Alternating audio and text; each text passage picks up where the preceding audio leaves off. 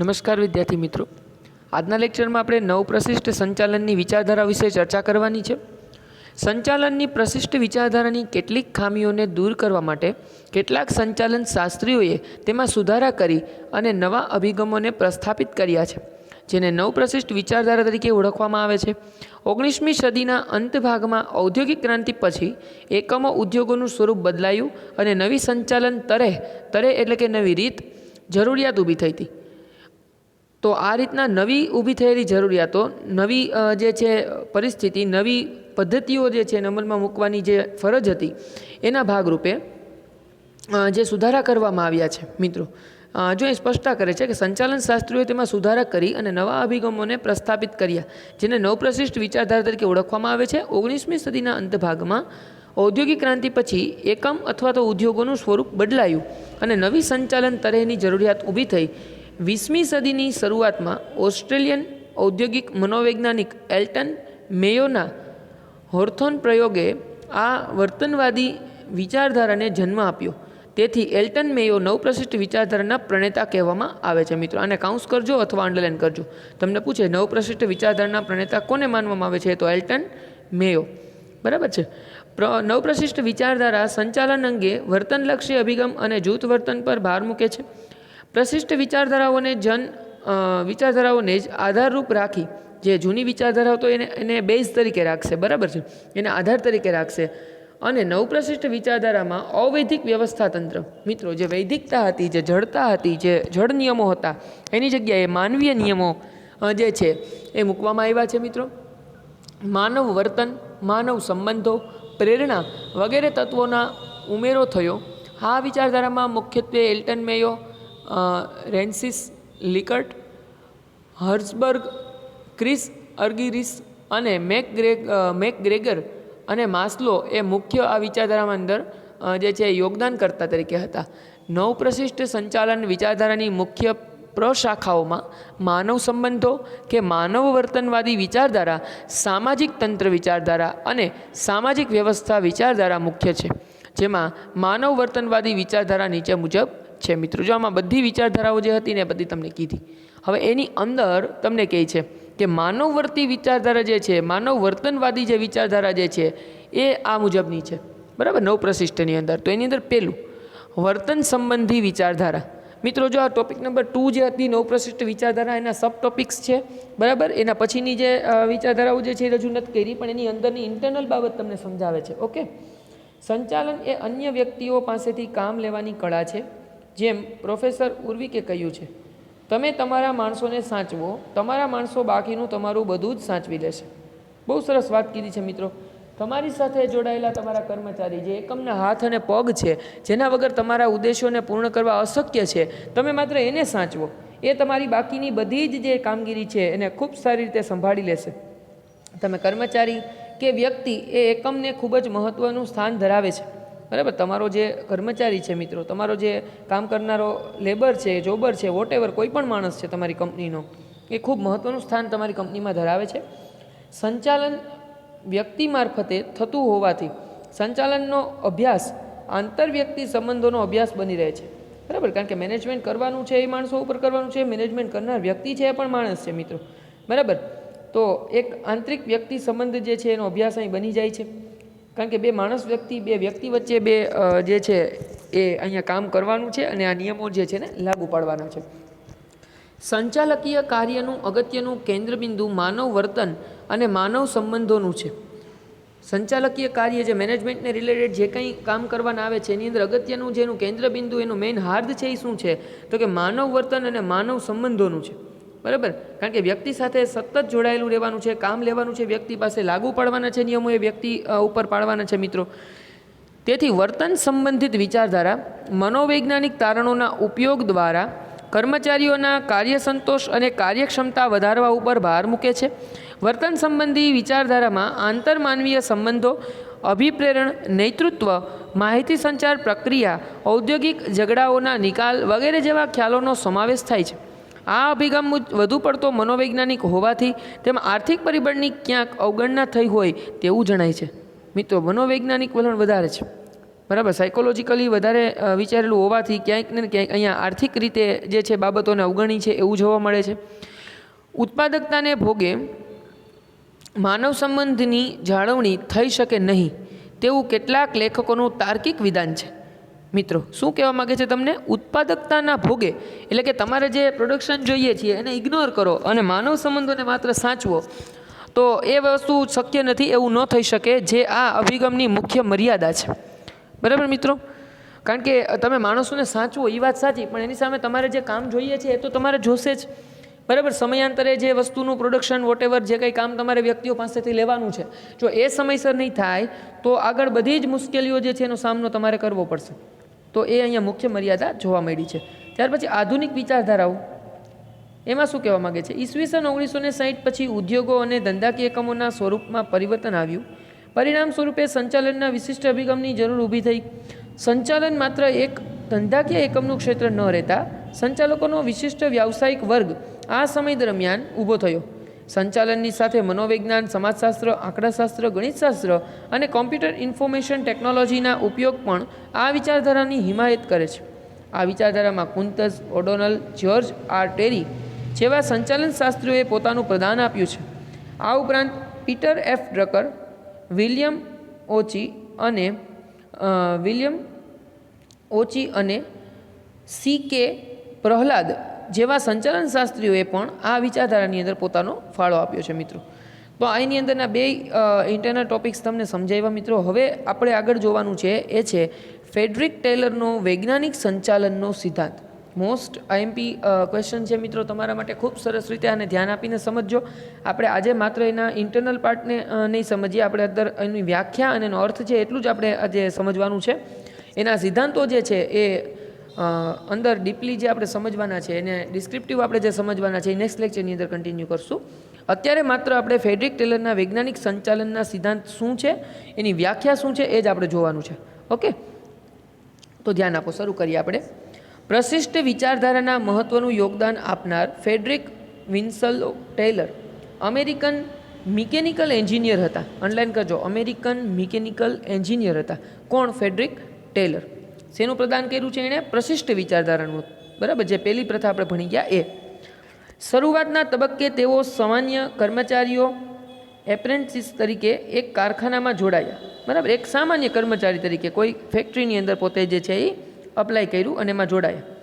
ત્યારબાદ ક્રમશઃ એક પછી એક કંપનીમાં પ્રદાન આપી તેઓ બેથલહેમ સ્ટીલ કંપનીમાં મેનેજર બન્યા. આ અહીંયા આપણને પરિચય આપે છે, બરાબર છે, આ વ્યક્તિનો. બેથલહેમ સ્ટીલ કંપનીમાં પોતે મેનેજર બન્યા.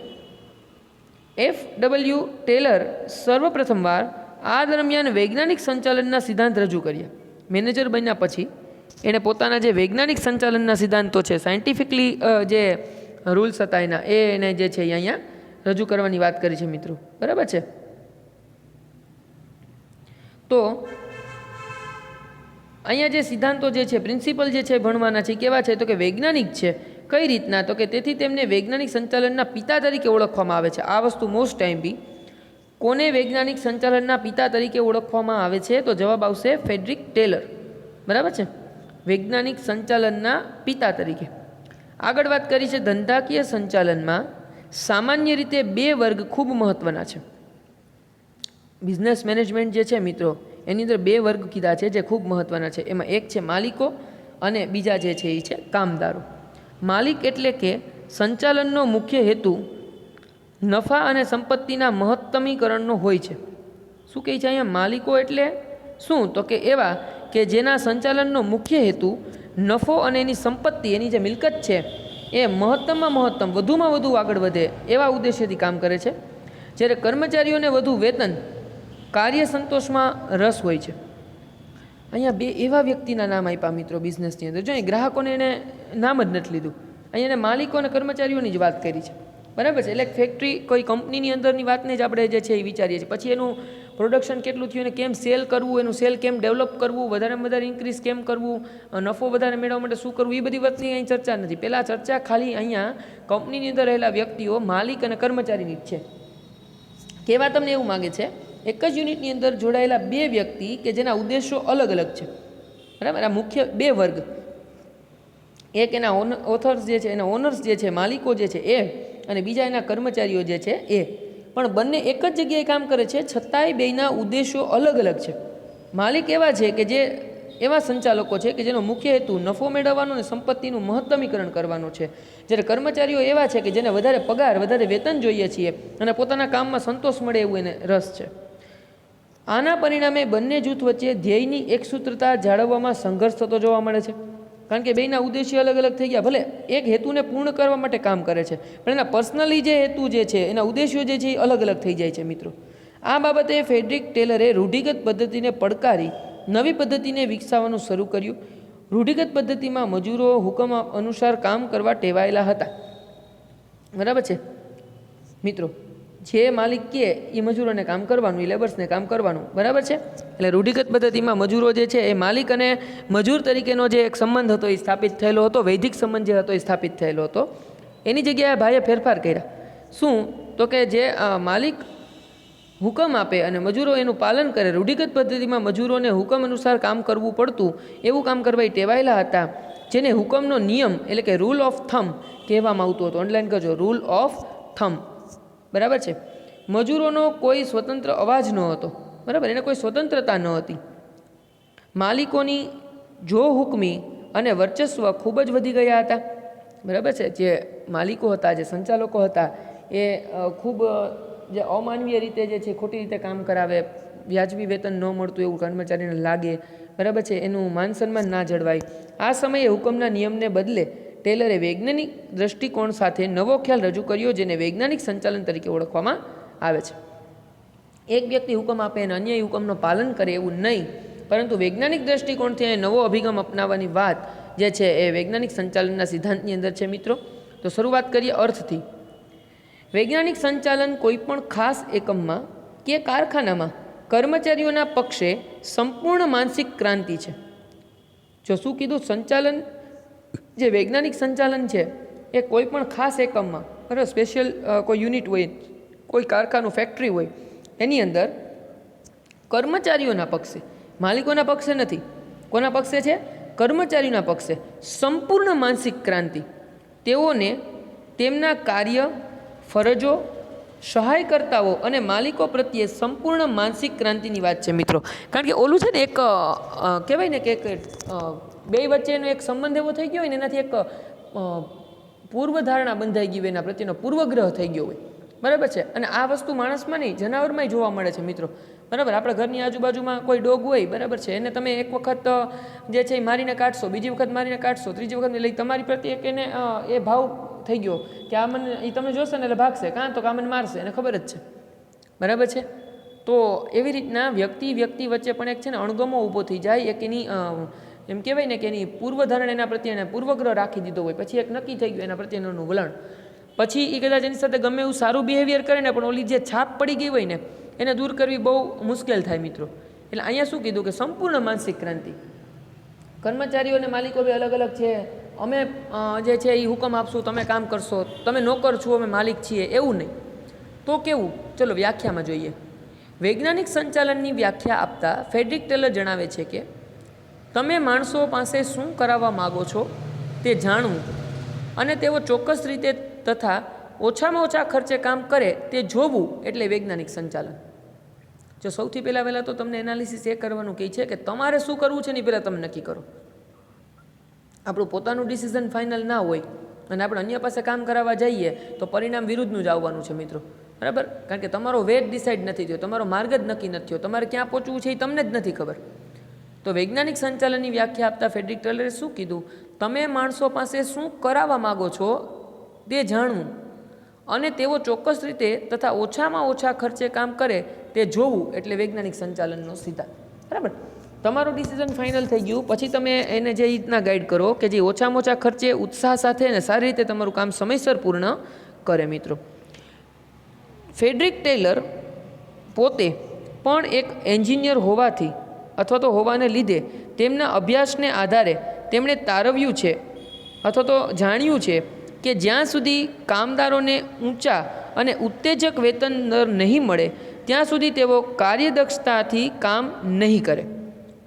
ઓછા પૈસે કામ કરાવવાની વૃત્તિ રાખશો બરાબર, એટલે કામ નબળું જ થવાનું છે, કારણ કે સારા કર્મચારીઓ જે છે એ ઓછા પૈસામાં તમને મળવાના નથી.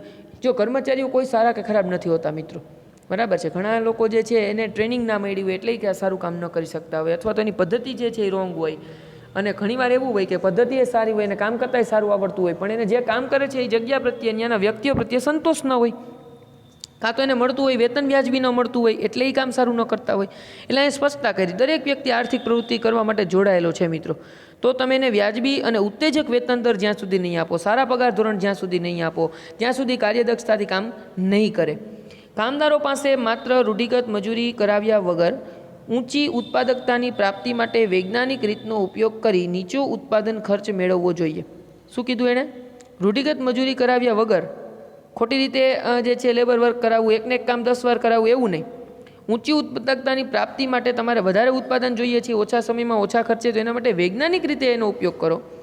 અને નીચી ઉત્પાદન ખર્ચ એટલે કે કોસ્ટ પ્રાઇસ તમારી ઓછી આવે એ રીતના કામ કરો. આ માટે સંચાલકોએ વેતન દર ઘટાડવા ન પડે અને કર્મચારીઓએ કામ ચોરી કરવી ન પડે. હવે જો કાં તો કર્મચારીઓએ શું કરવું, કોસ્ટ ઘટાડવી હોય, પડતર કિંમત ઘટાડવી હોય તો ખર્ચને ઘટાડવો પડે ઉત્પાદન માટેનો.